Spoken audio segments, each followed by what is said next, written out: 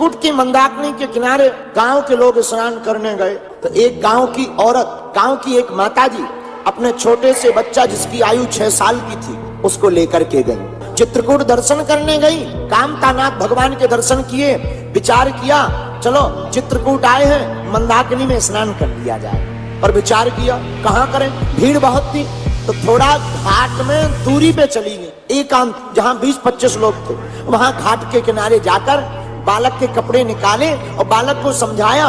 सुभाष नाम का बालक, आयु 6 साल, और 6 साल के बालक को माँ समझाती है बेटा ये मंदाकिनी माता है, बहुत गहरी है, नदी है बहुत गहरी है, ज्यादा गहरे में मत जाना, ऊपर से ही लोटा लेकर के स्नान कर लेना। पर बालक तो बालक होते हैं, स्नान करने बालक गया मंदाकिनी जी में, उसने लोटे से पहले स्नान किया, उसने सोचा एक सीढ़ी और उतर लिया जाए, लेकिन एक सीढ़ी जैसे ही नीचे उतरा, देखते ही देखते अथाह जल में वह बालक डूब गया। जब बालक डूब गया और दिखाई देना बंद हो गया, उसकी माँ, सुभाष बालक की माँ किनारे पर बैठ करके जोर जोर से चिल्लाड़ करके रोने लगी, आर्तनाद करने लगी।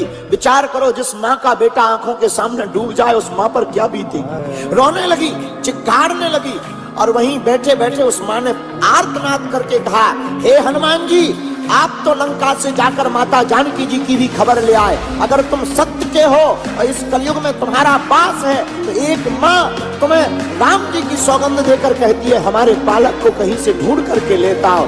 और सबके सामने ये घटना घटी थी चित्रकूट में। देखते ही देखते एक पेड़ से विशाल काय बंदर नीचे उतरा और नदी में जाकर के मंदाकिनी में जाकर बालक का हाथ पकड़ करके ऊपर खींच करके बाहर कर दिया।